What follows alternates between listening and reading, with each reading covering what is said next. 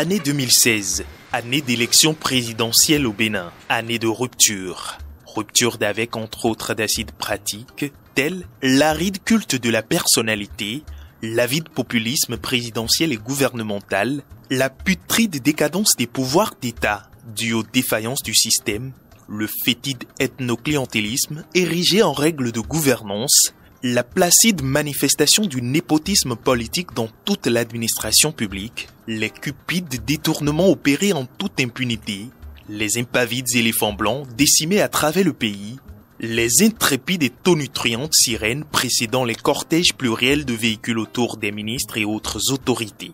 Le Bénin, notre pays, a trouvé son chemin. Et cela est irréversible. Année de nouveau départ. Départ pour des réformes institutionnelles, constitutionnelles et structurelles, avec un nouveau type de citoyen plus engagé, un genre de citoyen reconnu pour ses talents, compétences, performances et résilience par le chef de l'État, le président Patrice Athanase Guillaume Talon, qui en fait un élégant portrait. Je suis confiant car je connais le dynamisme et le talent du peuple béninois. J'ai confiance en sa maturité démocratique et sa capacité à se lancer dans des changements radicaux. J'ai confiance parce que j'ai la certitude qu'une équipe de dirigeants bien inspirés et compétents est capable de mettre en œuvre avec succès un programme de relance rapide de notre économie dans un environnement apaisé de démocratie et de liberté. Ainsi naquit le PAG, le programme d'action du gouvernement Bénin Révélé. Un programme de relance rapide du développement qui, telle une fleur qui tient la promesse de ses fruits, depuis 2016 à ce jour, révèle un visage d'un Bénin sous métamorphose. Un pays en plein progrès avec des changements significatifs et profonds, et ce, dans tous les secteurs d'activité. Un Bénin moderne offrant plus d'opportunités à chaque Béninois se façonne et fascine désormais le monde dans sa marche inéluctable vers le développement. Des réformes salvatrices aux travaux d'envergure, en passant par la digitalisation à tous les niveaux, le programme d'action du gouvernement porte sous ses marques les traces d'une immensité d'ouvrages concourant dans leur ensemble à l'amélioration socio-économique et au bien-être de toute la population des 4 coins du territoire national.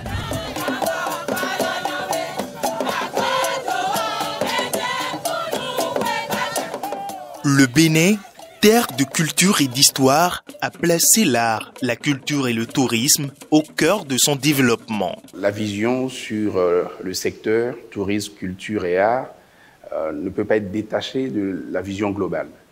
La vision globale, évidemment, c'est d'abord de rompre avec un certain passé et de pouvoir restaurer et révéler le Bénin aux Béninois et au monde, parce que le Bénin a des potentialités majeures.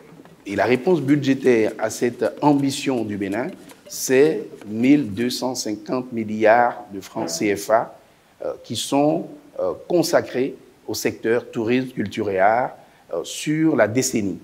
De la reconstruction de la cité historique de Ouidah à l'ouverture de nouveaux musées, les actions conduites par le programme d'action du gouvernement valorisent le riche patrimoine du pays. Vous savez que nous avons 4 musées majeurs qui sont en train d'être construits au plan des événements majeurs liés à nos religions traditionnelles. Il y a eu à Ouidah, pour les Vodundés, la dernière édition, au total, 1 700 000 personnes qui sont passées par Ouidah.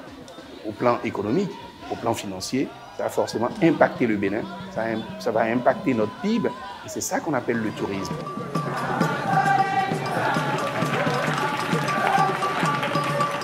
Le Festival des Masques de Porto-Novo, par exemple, a cette vocation de s'inscrire sur la carte touristique du Bénin pour que nous puissions valoriser ce pan important de notre patrimoine immatériel, notre patrimoine culturel, que constituent les masques. Cet événement qui se tient juste au lendemain de la fête nationale, la première édition à Porto-Novo a permis de drainer également un public important et tous les masques présents sur le territoire béninois, les aires culturelles étaient représentés dans le but de générer des ressources.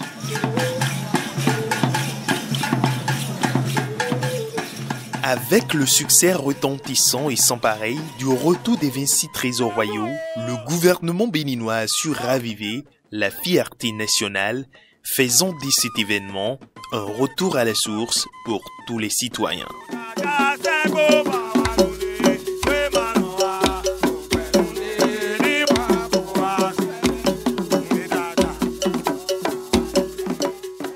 Il y a eu, immédiatement après le retour de ces 26 biens culturels, l'exposition diptyque.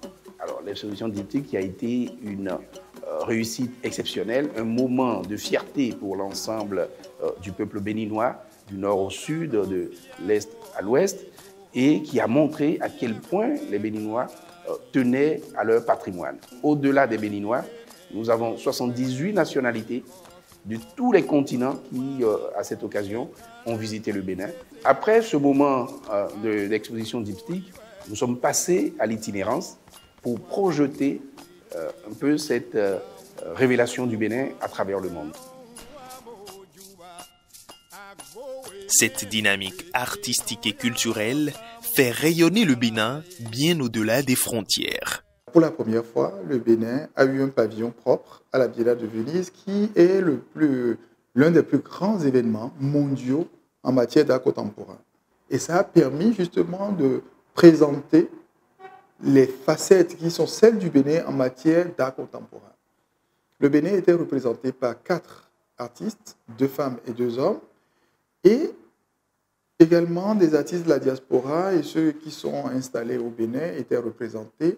Il y avait des artistes émergents, mais également des artistes majeurs. Et le Bénin a été classé par le magazine des Beaux-Arts comme l'un des 7 plus beaux pavillons présents à la Biennale.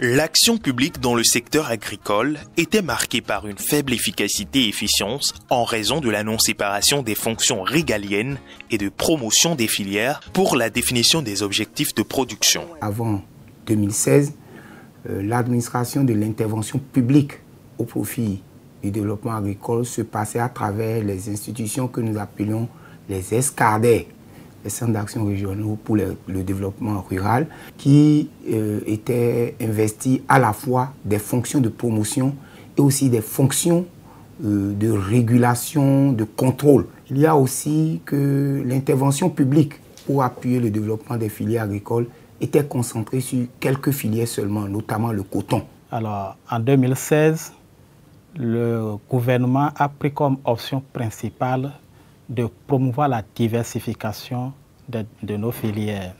Et pour pouvoir exploiter les potentialités de l'ensemble du territoire, il y a des régions agricoles qui ont été identifiées. Ça a conduit à ce que tout le territoire national soit subdivisé en 7 zones que nous appelons des pôles de développement agricole. Et chaque pôle de développement agricole est administré par une agence territoriale de développement agricole. Chaque ATD a un bureau communal que nous appelons la cellule communale. Donc, chaque spéculation principale a un technicien spécialisé.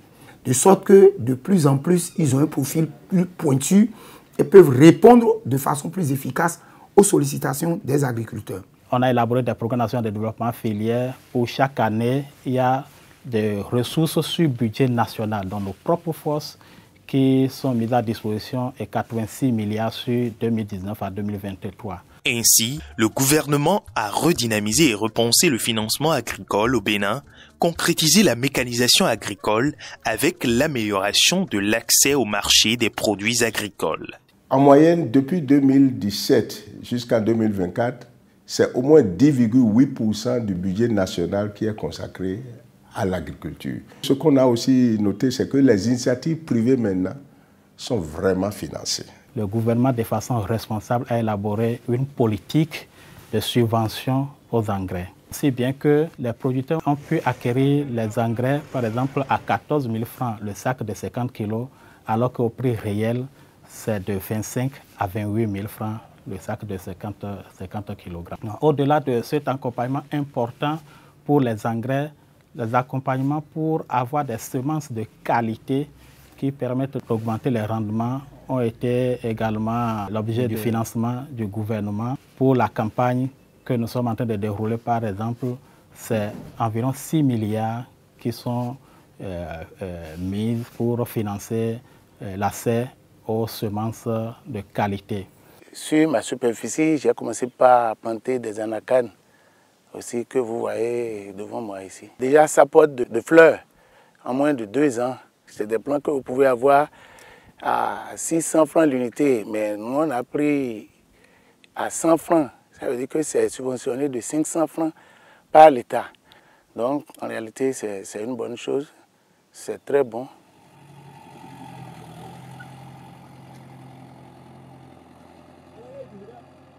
Tous les agriculteurs au Bénin n'ont pas de grande surface. Il fallait avoir donc une offre d'équipement qui aille de petits motoculteurs jusqu'à des tracteurs de 120 chevaux, jusqu'à 220 chevaux. Le gouvernement a mis en place, grâce à la SONAMA, des solutions pour sortir plus que 3000 kits d'équipement par jour. Tous les kits tracteurs sont subventionnés à 50%, et ce depuis 2020. Ça veut dire que quand un agriculteur achète son tracteur, la remorque, la charrue, le pulvérisateur, le cultivateur, que ce soit aussi le matériel pour récolter, sa machine lui revient à moitié du prix.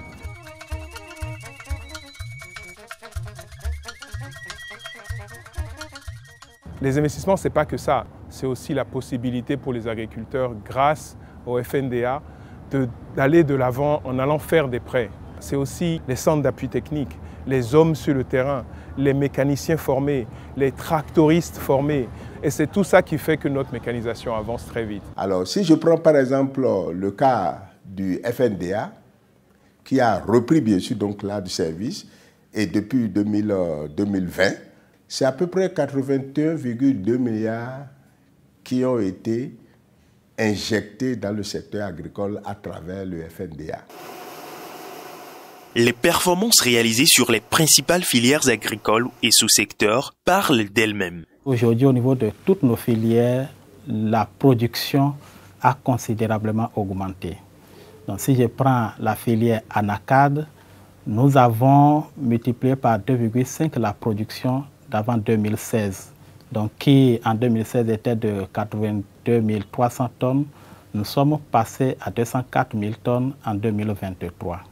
Si je prends la filière ananas, c'est également au moins 2 fois que nous avons multiplié la production, qui est passée de 244 000 tonnes à 477 500 tonnes en 2023. Si je prends la filière maïs, donc la base principale de notre alimentation, les performances ne sont pas négligeables à ce niveau également. Nous sommes passés d'une production de moins de 1 300 000 tonnes en 2015-2016 à plus de 2 millions de tonnes en 2023.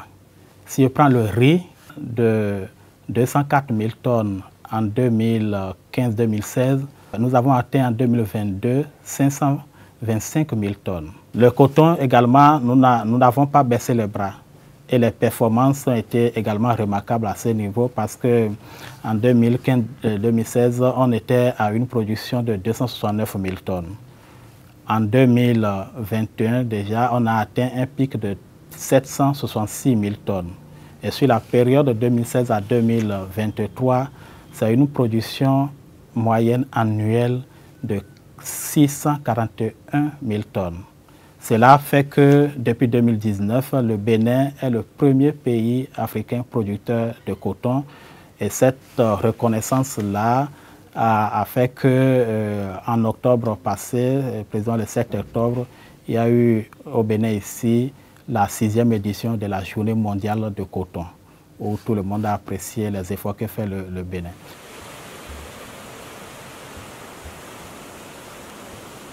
Les aménagements hydro-agricoles ont aussi contribué à l'amélioration des rendements et des productions agricoles. Depuis 2016, nous avons eu des actions qui ont permis donc, de passer de 6 200 hectares à près de 25 000, disons, voire 26 000 hectares aujourd'hui, d'aménagement hydro-agricole, toutes catégories confondues. Si vous prenez au niveau du riz, Nous sommes partis des rendements de 1,5, 2,5 tonnes à 4 tonnes pour la maîtrise partielle de l'eau.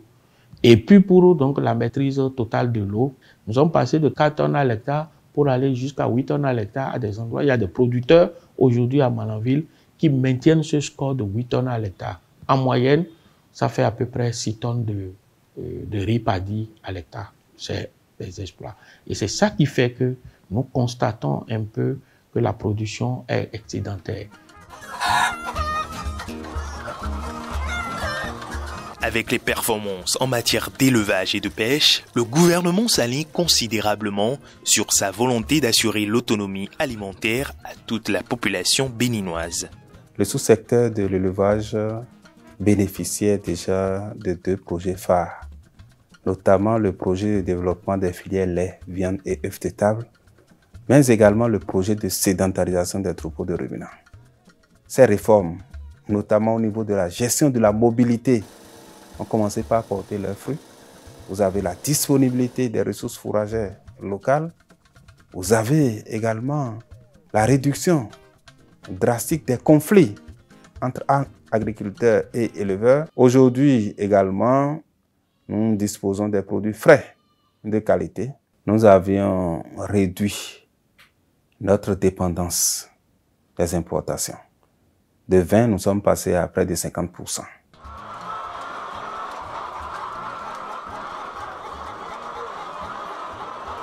L'interdiction de l'importation des volailles a été salutaire pour nous et déjà nous sommes dedans.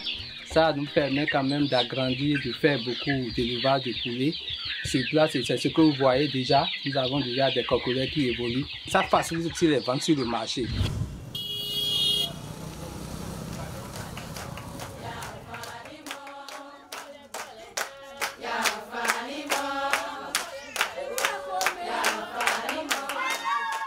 Dans le secteur de la santé, l'une des réformes majeures est la nouvelle politique nationale de santé communautaire au Bénin. L'enfant est à 13, à 130 plutôt. C'est un enfant qui se porte bien. Instaurée en 2020, elle assure les soins et services de santé communautaire intégrés préventifs, promotionnels et curatifs aux ménages en République du Bénin. La nouvelle politique, elle est très innovante parce que comporte 3 aspects essentiels qui n'étaient pas suffisamment pris en compte par les politiques antérieures. Le premier aspect est la co-construction. C'est une politique qui implique réellement la communauté. Le deuxième aspect qui est original au niveau de cette politique de santé communautaire, on a 2 acteurs essentiels, les relais communautaires et les agents de santé communautaire qualifiés qui sont recrutés et exclusivement dédiés à cette politique dans la communauté. Vous prenez la commune de Banikwara, tous les ménages sont quadrillés. Nous avons 405 relais communautaires et chaque relais communautaire a environ entre 150 et 200 ménages qui le suivent, donc de façon hebdomadaire. Parlant des ASCQ, nous en disposons 10 à raison de 1 par arrondissement. Quand on va dans un ménage où il y a une femme enceinte, on la sensibilise sur le bien fondé d'aller à la consultation prénatale. Lorsqu'une femme va à la consultation, elle a un carnet. Je me sers de ces carnets-là pour voir effectivement elle a été. Et j'essaie de voir en même temps le rendez-vous prochain pour que si elle oublie, je puisse la rappeler. Et ce qui est très important est que cette politique est basée sur une approche une seule santé. Et donc, tous les aspects qui concernent le volet agriculture, la santé environnementale, la santé animale et la santé humaine, tous ces volets sont pris en compte. Le troisième aspect qui est pris en compte par cette politique et qui est très original est sa digitalisation. Les politiques antérieures n'étaient pas digitalisées. Aujourd'hui, les données qui sont collectées dans la communauté par les agents de santé communautaire qualifiés, les relais communautaires, remontent systématiquement dans une plateforme qui puisse permettre à ce que le décideur puisse le voir, savoir ce qui se passe dans la communauté et prendre rapidement les décisions qui s'imposent.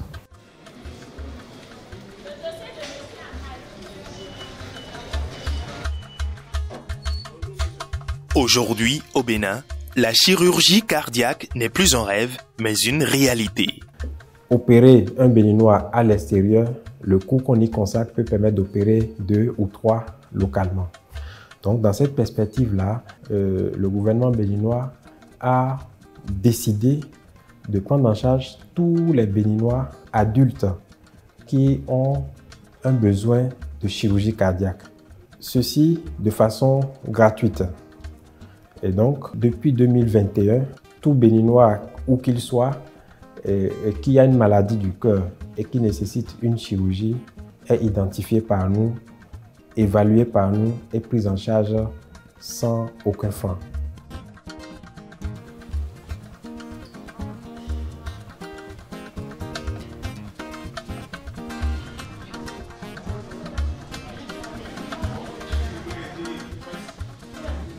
L'approche pour la prise en charge a été d'avoir une équipe mixte composée d'une équipe locale à laquelle les compétences doivent être transmises et une équipe d'experts. Donc de mars 2021 à ce jour, 133 personnes ont été opérées à travers 15 missions. Et à travers ces 15 missions, une équipe de Béninois composée de chirurgiens cardiaques, de cardiologues, d'infirmiers, d'anesthésistes, d'aides-soignants, d'agents d'entretien, en tout cas tous les acteurs, ces équipes-là sont formées progressivement. On inspire, on maintient, on garde, on maintient, on descend. Ce n'est pas amusement d'opérer un corps humain et à faire l'opération et en vivant comme ça, vraiment, surtout le cœur, je me sens bien aujourd'hui. Et avec le support là, vraiment, je ne sais quoi dire, les médecins. Merci au gouvernement. Il nous a fait ça là, gratuitement pour l'opération. Nous, les villageois qui n'ont pas la possibilité pour payer le prix de l'opération. Dans le cadre du renforcement du service d'aide médicale d'urgence et de l'optimisation du système de santé au Bénin, le gouvernement a procédé à l'acquisition de 188 ambulances équipées, assurant des transferts rapides et efficaces des patients vers des hôpitaux de référence. Cet effort historique s'accompagne de la construction de nouveaux hôpitaux et infrastructures sanitaires à l'échelle nationale, notamment dans les communes de Savé et de Tchaourou, marquant une avancée majeure dans l'amélioration de l'accès aux soins. Je pense qu'aujourd'hui, la réalisation en matière de la santé publique, et nous ne pouvons que faire des oufs de soulagement dans la commune de Tchaourou, précisément dans l'arrondissement de Bétérou. Le président de la République, Son Excellence Patrice Talon, a beaucoup fait pour notre pays et en particulier pour la commune de Savé. Parce que les réalisations sont là, elles sont concrètes, elles crèvent l'œil.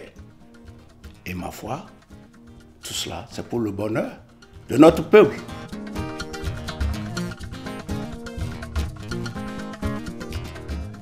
Pour réduire les risques et complications liées aux évacuations sanitaires, le Bénin s'est doté d'un hôpital prestigieux avec des pôles de services modernes de type nouveau. Le CHIC, c'est aujourd'hui le plus grand hôpital que nous avons au Bénin, construit sur 16 hectares, qui compte 436 lits.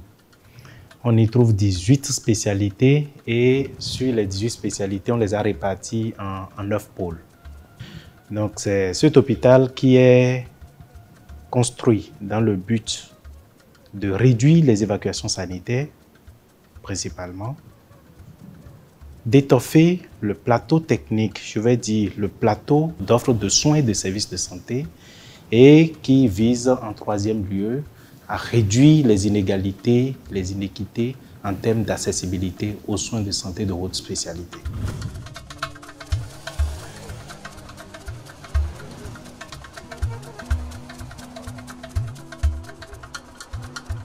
Sur le plan des infrastructures au Bénin, le PAG apporte une réponse méticuleuse et une attention remarquable pour le bien-être de sa population. Les chantiers de construction ou de réhabilitation d'une multitude d'axes routiers sur l'ensemble du territoire national ont abouti à un résultat éloquent et facilitent la bonne circulation des biens et des personnes. talent. Donc, et wa zodé mi do maya greta bo. Mi do gbe ton doni we. Mi me bi pi pe mi on to gbe ni.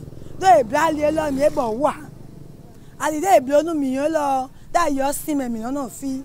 E ka blo pavé nu mi. Se wo ne blo ali o tin a cho kon fo.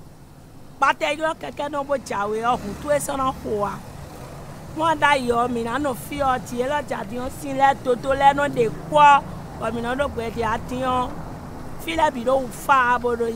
Les investissements colossaux consentis par le gouvernement béninois ont permis d'avoir un aéroport moderne, des infrastructures portuaires capables de rivaliser avec les standards internationaux et des dizaines de marchés modernes dans les villes commerçantes du pays. Baba meton enu acho, no konto nu acho gandi ni mero no konto mayo acho a e mero doka. Nkoto ya acho re mero men do ahile kon mo ahile kon ton de kon pede. Dogbonu Atepupa. Programme meton Sisi Jehe Monsieur Talon. Vraiment e vivre mi ta unu azon e wa de ahile sin côté yo. Ni do kotoni. Onu yen mo do ahile sin côté yo. Ahile jacho tam. Faudrait que les jacho bon ni me duro na no ahile mele o. Minime bo jacho di ahile wa ete e jacho do. Ouais, le coup d'envoi qui à l'instant vient d'être donné avec le CG. L'essor du secteur du sport à l'échelle aussi bien locale qu'internationale est un élément clé du PAG. En créant des infrastructures sportives modernes et en soutenant les talents, le Bénin prépare une nouvelle génération d'athlètes tout en renforçant la cohésion sociale à travers la pratique du sport. Le projet des classes sportives est une approche novatrice apportée par le gouvernement de la rupture. Parce qu'en 2016, à l'arrivée de ce gouvernement, notre pays était caractérisé par des échecs répétés sur le plan continental et international en ce qui concerne nos équipes nationales. Donc le diagnostic a été posé, on a constaté qu'il n'y avait pas assez de centres de formation pour amener nos talents vers l'élite. Et c'est fort de cela que le gouvernement de la rupture a diagnostiqué et a trouvé juste d'adapter cette politique de classe sportive à notre nation pour permettre à ce que nos jeunes talents puissent avoir un cadre propice pour être détectés, formés et aboutis à l'élite afin d'améliorer les résultats nationaux. Ces efforts ont contribué à des prouesses mémorables dans certaines disciplines sportives. Le projet des classes sportives est en train d'impacter sérieusement notre sport national. Parce que nous avons eu déjà des résultats en ce qui concerne les championnats scolaires, sur le plan continental et même sur le plan mondial, parce que nos jeunes étaient la dernière fois en Chine. Ça veut dire que nous sortons déjà de l'Afrique avec ces talents détectés au niveau de nos collèges. Et la plupart de ces jeunes sont des éléments de nos classes sportives.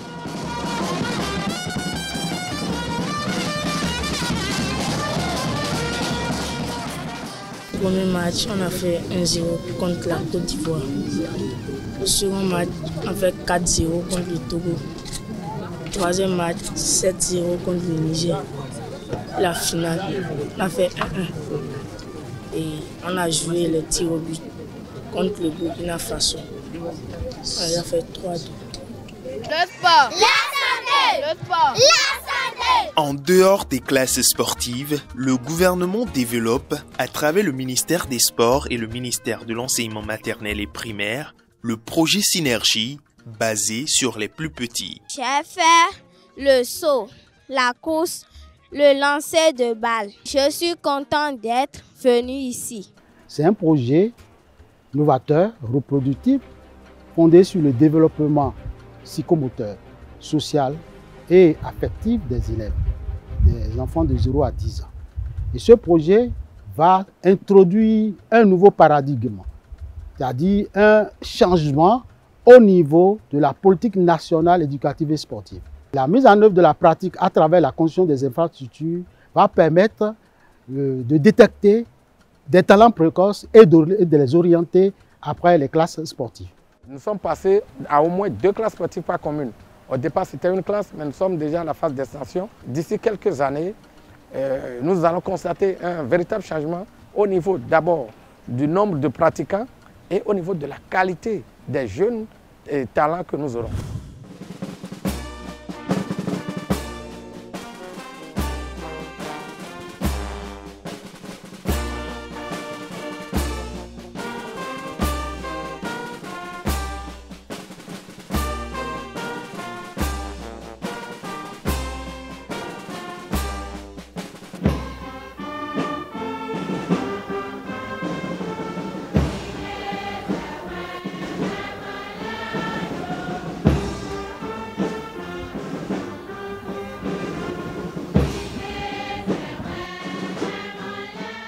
Pour répondre plus efficacement aux défis sécuritaires face au terrorisme galopant dans le Sahel et à la piraterie en espace maritime, le gouvernement de la rupture a renforcé les forces de défense et de sécurité. Des recrutements massifs, l'acquisition d'équipements de pointe, le renforcement des capacités des forces armées et des réformes pertinentes ont rythmé l'action gouvernementale. Le gouvernement prenait la mesure de ces situations, de ces défis sécuritaires, a décidé de dimensionner les effectifs militaires pour leur permettre, ou pour permettre aux forces de défense de faire face efficacement à ces défis. Donc c'est vous dire que les recrutements successifs enregistrés ces dernières années participent en fait de la volonté du gouvernement de mettre les armées béninoises en capacité de faire face aux défis du moment. Le gouvernement béninois a doté la marine nationale de nouveaux vecteurs de gamme variés. Nous pouvons entre autres citer un patrouilleur de haute mer et plusieurs autres vedettes rapides adaptées à nos besoins et à nos spécificités.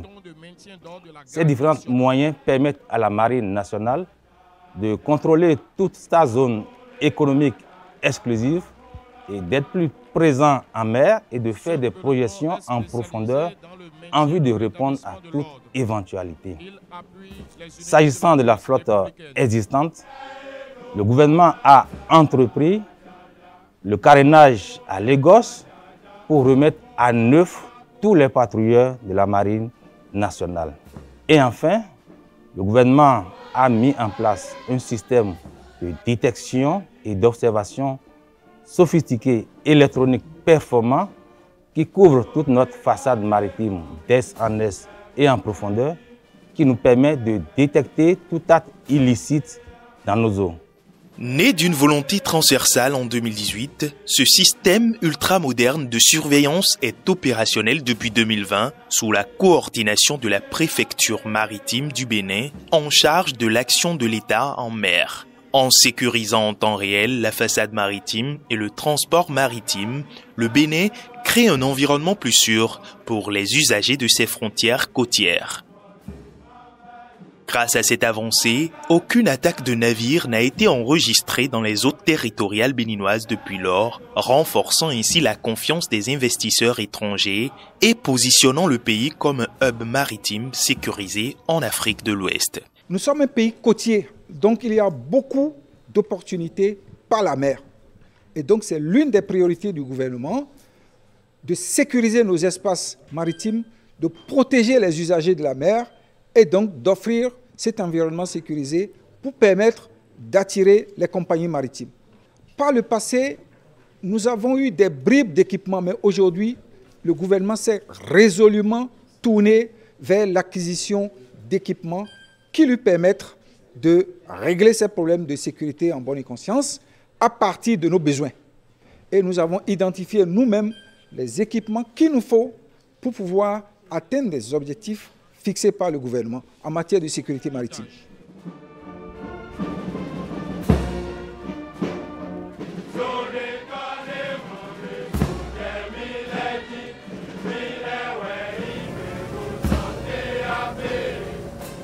La sécurité de l'espace aérien est aussi au cœur de l'action gouvernementale.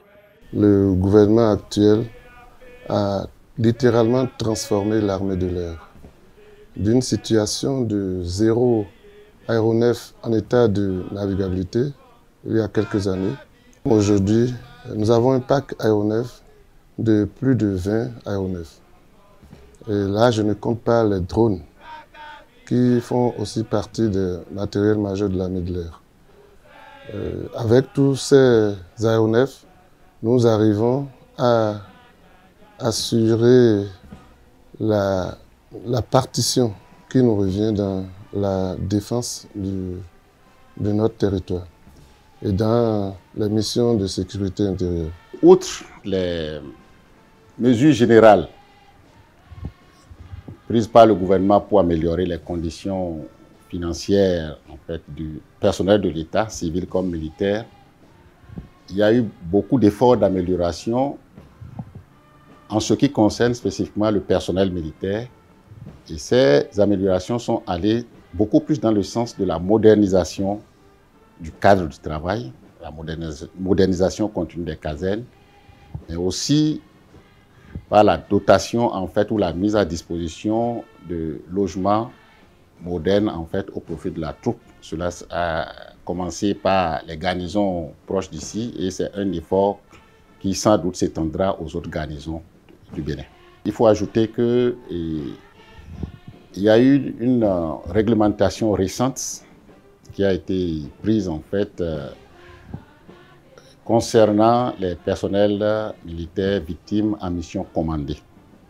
Donc cette réglementation permet aujourd'hui en fait d'assurer un soutien sanitaire complet aux militaires en opération, mais aussi d'indemniser de façon substantielle en fait, les personnels qui sont tombés sur le champ de l'honneur et permettre en fait, à leurs ayants cause en fait, d'être suffisamment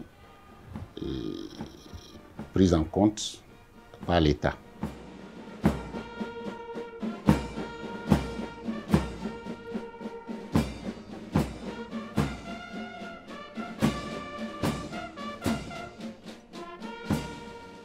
Avec l'avènement du régime de la rupture, il est à noter une baisse de taux d'insécurité et de cybercriminalité. Grâce au renforcement du dispositif sécuritaire et des réformes au sein de la police républicaine, la quiétude et la sécurité des biens et des personnes sont de plus en plus renforcées. Avant, quand les civils voient les tenues treillis, ils fuient. Mais aujourd'hui, pour travailler, ils sont la main dans la main. Entre-temps, il y a des voleurs qui sont rentrés dans ma maison pour voler. En même temps, quand j'ai pris mon portable, je les ai appelés. Vraiment, ils sont au top.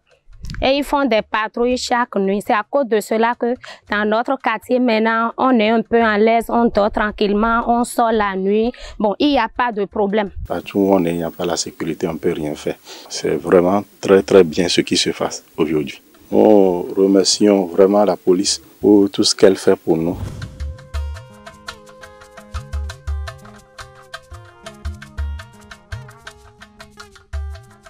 Le programme d'action du gouvernement, c'est aussi la protection sociale et surtout l'appui à l'intégration socio-économique des personnes vulnérables. Grâce à des programmes de filets sociaux, à l'image du projet d'assurance pour le renforcement du capital humain Arche, ou encore le programme de microcrédit aux plus pauvres à l'AFIA, et bien d'autres encore, le gouvernement de la rupture est venu à la rescousse de milliers d'hommes et femmes au bord du désespoir, leur redonnant le sourire et le goût à la vie, tout en les rendant plus résilients.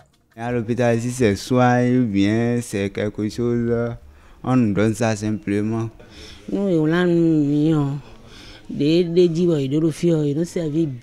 Si c'est un peu à cause de l'âge là, on ne peut pas, je ne sais pas que ce serait ainsi aujourd'hui.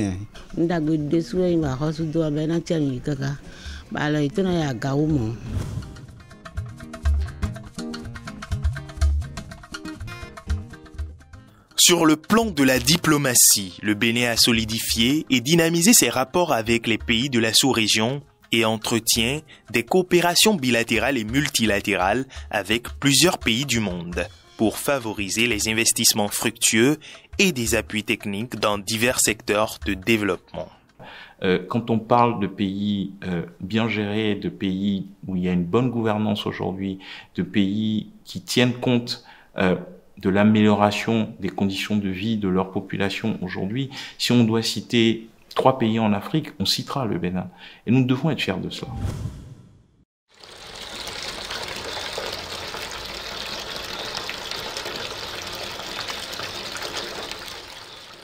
L'accès à l'eau potable pour tous les Béninois est aussi l'une des priorités fondamentales du PAG.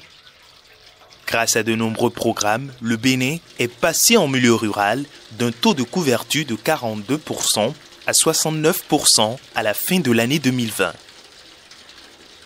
Dans les zones urbaines, la disponibilité de l'eau potable est passée de 55% en 2016 à environ 74%, garantissant un accès fiable et sécurisé à cette ressource vitale, y compris dans les régions enclavées, tout en transformant le quotidien des milliers de familles.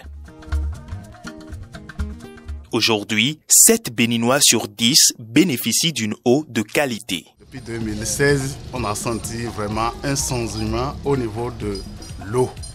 Parce qu'en son temps, on a des problèmes pour pouvoir trouver l'eau dans nos foyers. Le gouvernement a assez fait par rapport à l'eau.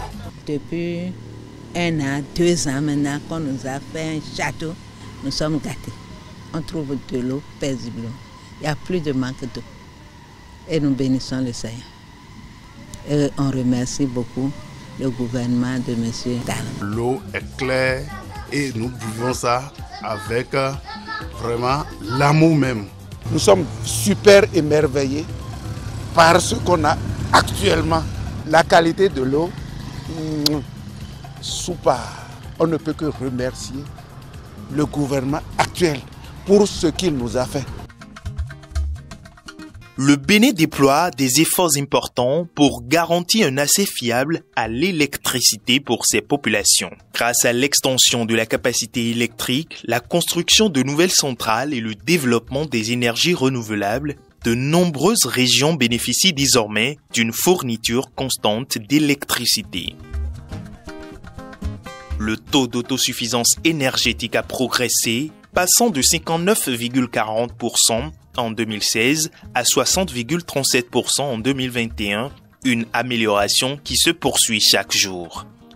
Ces avancées contribuent à alléger les difficultés des populations, à améliorer la qualité de vie et à soutenir le développement économique du pays. Préserver l'environnement tout en améliorant le cadre de vie des populations, telle est la double ambition du Bénin à travers le PAG. De la modernisation des systèmes de gestion des déchets à l'aménagement des routes et d'espaces publics, le Bénin se donne les moyens de faire de ces villes des espaces de vie plus agréables et durables.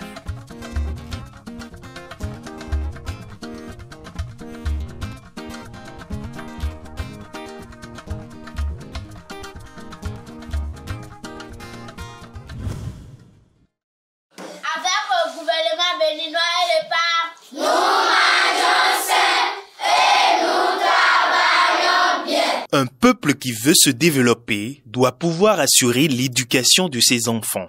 Pour ce faire, dans la mise en œuvre du PAG, des réformes structurantes ont permis la rénovation des infrastructures scolaires, la réorganisation de l'enseignement technique et professionnel par exemple, et la mise en place de programmes innovants comme celui de l'alimentation scolaire dans les écoles primaires publiques. Mon plat préféré, c'est la pâte accompagnée de la sauce graine plus crin-crin, parce que ça contient beaucoup de vitamines. Depuis son lancement en 2017, le programme des cantines scolaires au Bénin s'est renforcé sans interruption, jouant un rôle clé dans la lutte contre la malnutrition et la scolarisation. En 2016, avec un budget d'1 milliard de francs CFA, seules 1131 écoles primaires publiques étaient couvertes, offrant un repas à 250 000 élèves pendant 20 jours sur 180. En 2024, l'investissement atteint 32,5 milliards de francs CFA, permettant à 1,3 million d'élèves de bénéficier d'un repas chaud et équilibré chaque jour de classe pendant les 180 jours de l'année scolaire. Avec un taux de couverture des écoles porté à 80%, ce programme améliore significativement les conditions d'apprentissage et la rétention scolaire à l'échelle nationale. J'aime manger à tassi avec sauce et poisson parce qu'ils donnent de vitamines. Quand tu vois donc les enfants, une fois manger, prendre leur cahier et s'asseoir à l'ombre pour étudier, pour se mettre en condition avant donc le démarrage du cours du soir, moi ça me fait donc de la joie. Je m'invite pour venir pour vous. Torine yi nduro le ye vo ke bo no du no na mi glemele yo mi vo no wa mi vo ni ta me pon.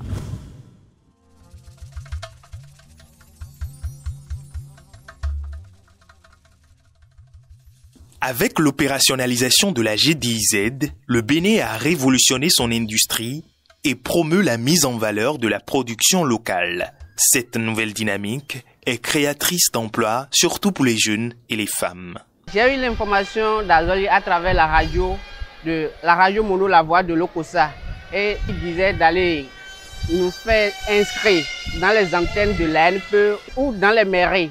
Donc je suis allé à la mairie à Thieme pour faire l'inscription. De là, ils m'ont appelé ici. Je suis venu à GDIZ. J'ai fait l'entretien et ils m'ont retenu. Et j'ai fait 6 mois de stage. Maintenant, j'ai un emploi. Je pense que Azoli, c'est l'avenir. Je me suis retrouvé ici grâce au programme social du gouvernement, PSE. C'est un programme qui permet aux jeunes de vite se retrouver sur le marché de l'emploi et aussi d'acquérir assez d'expérience professionnelle. Je remercie beaucoup le gouvernement béninois pour cette opportunité qu'il nous accorde parce que non seulement nous sommes là pour gagner de l'expérience, mais en plus de ça, nous recevons un salaire. Les programmes d'insertion des jeunes sur le marché de l'emploi, sous l'étendard du Bénin révélé, contribuent de toute évidence à la réduction du taux de chômage, donnant les moyens aux jeunes d'assurer leur avenir professionnel. Chaque année, à travers nos différents programmes, et nous en avons beaucoup, nous avons des programmes d'accompagnement à l'emploi salarié, nous avons des programmes d'accompagnement à l'emploi indépendant, nous avons le programme spécial d'insertion dans l'emploi, nous avons le programme d'inclusion des jeunes, nous avons le programme d'appui aux enseignants, nous avons des programmes de reconversion des jeunes vers des métiers porteurs. L'ensemble de tous ces programmes, y compris les différents salons que nous organisons, nous permettent de toucher en moyenne au moins 100 000 jeunes par an pour les aider, les accompagner dans leur insertion professionnelle. On rentre dans une entreprise, on n'en sort plus. Ou quand on en sort, on a la capacité de se repositionner dans une autre entreprise. Ou alors de pouvoir soi-même se lancer dans une affaire. C'est par ce biais que nous travaillons aujourd'hui, ce qui est un changement radical par rapport à avant, où nous privilégions davantage les stages.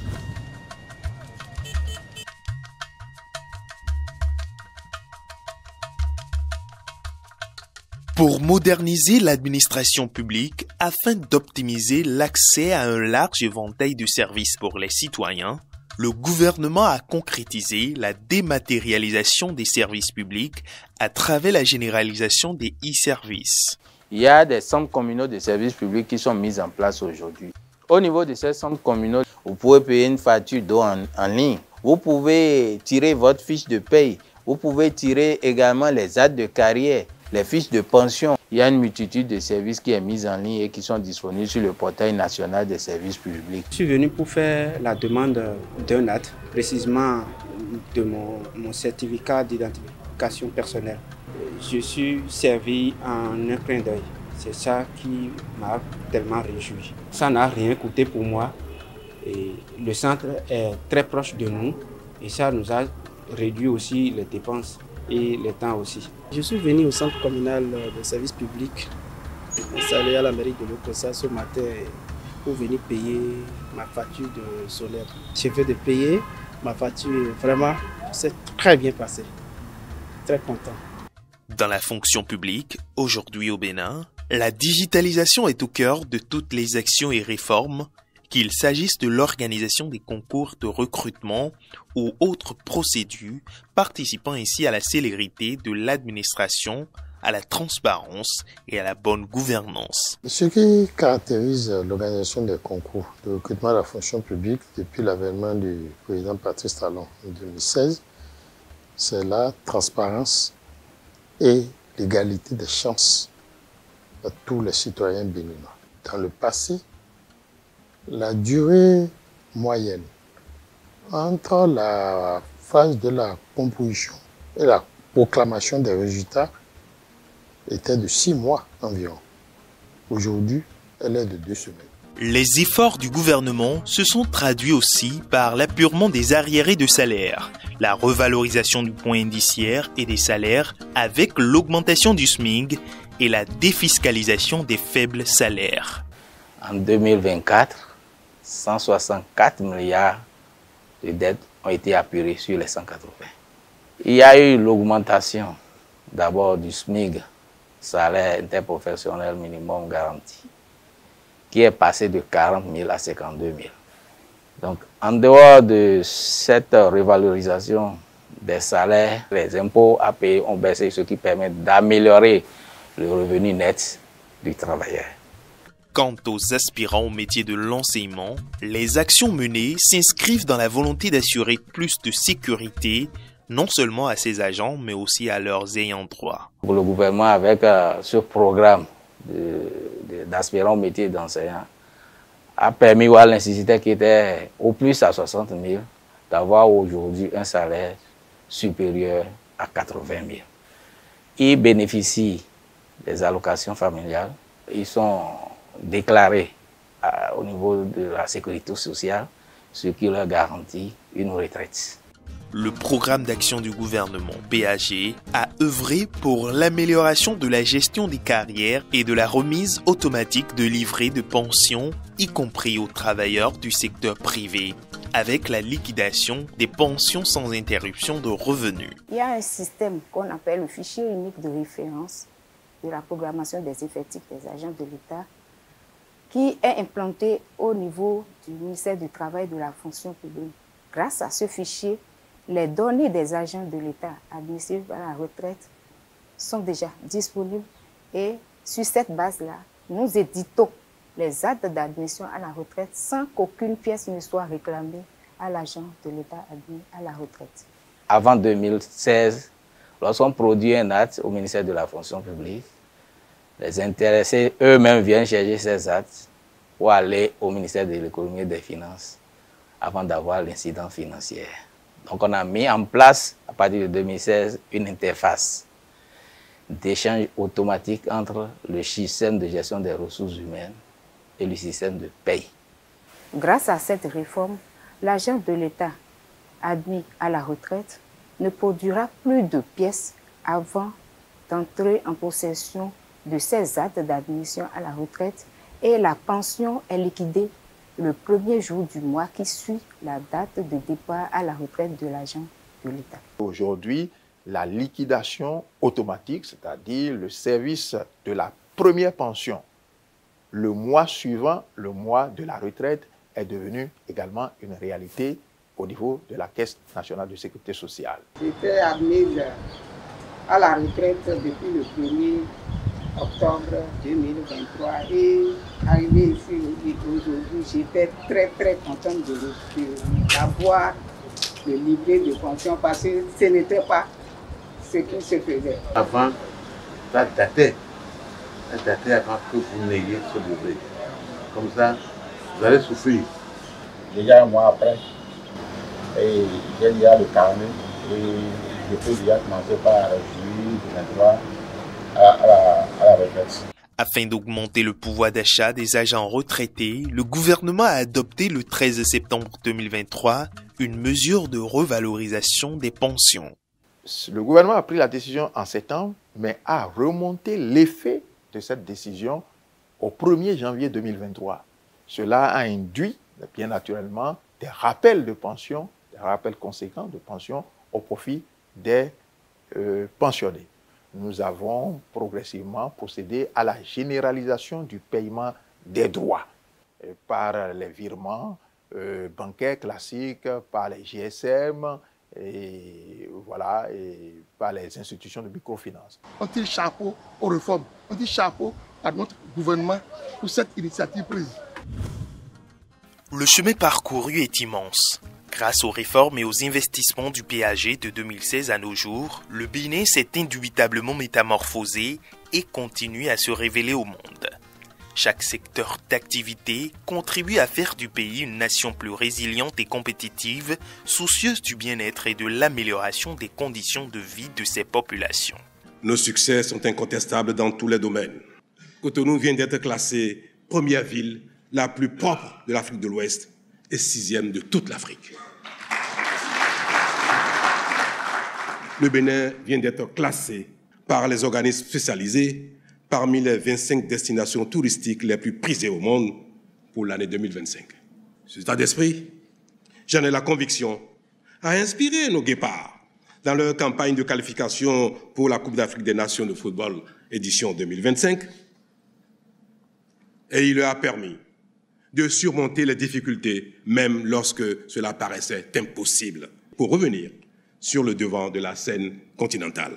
Tout ceci devrait nous convaincre que notre Bénin se construit grâce à nos propres efforts. Et c'est cela le secret de tout développement socio-économique durable. Cela est certes flatteur, mais notre volonté est de faire toujours mieux, car nous avons vocation à être les meilleurs partout. Pour que les politiques futures s'inscrivent dans une vision partagée, en phase avec les nouvelles aspirations de tout le peuple, pour plus de rigueur et une continuité de l'action publique, le gouvernement béninois a décidé d'engager une nouvelle vision à l'horizon 2060. La vision actuelle, Bénin à l'AFIA 2025, vient à échéance l'année prochaine, en 2025. Anticipant donc pour cette arrivée à échéance de la vision actuelle, le gouvernement a engagé très tôt des travaux de construction de la vision post-2025. Et donc, dans cette anticipation, le gouvernement a mis en place le cadre institutionnel, un cadre institutionnel suffisamment participatif et inclusif. Donc, ce cadre institutionnel a été mis en place en juillet 2022. Et le processus a effectivement démarré l'année dernière avec un lancement qui a vu la participation, on va dire, de toutes les forces vives de la nation. La vision actuelle n'avait pas l'autorité nécessaire pour s'imposer à tous les différents gouvernements successifs que notre pays a connus depuis les années 2000. La loi cadre sur la planification du développement, sur l'évaluation des politiques publiques, adoptée en janvier 2024, élève au rang de loi toutes les visions futures que notre pays aura à connaître. Et donc la prochaine vision, vision nationale 2060, sera adoptée par une loi. Et en conséquence, nous allons éviter tout ce qui est discontinuité parce que tous les gouvernements successifs seront appelés à l'observer parce que c'est une loi. Et donc nous n'aurons plus de saut dans l'action publique. Nous n'aurons plus de laxisme dans la gestion ou dans la gestion du processus de développement puisque la loi fait des prescriptions en ce qui concerne les outils et les instruments nécessaires pour conduire le processus de développement. Et donc tous les gouvernements successifs auront donc à cœur d'observer les prescriptions, les dispositions de cette loi, ce qui va nous faire éviter les défaillances que nous avons notées dans la conduite de la vision actuelle. Les bases d'une transformation durable sont posées et ouvrent une fenêtre sur un avenir prometteur pour tous les Béninois, un avenir d'un Bénin révélé.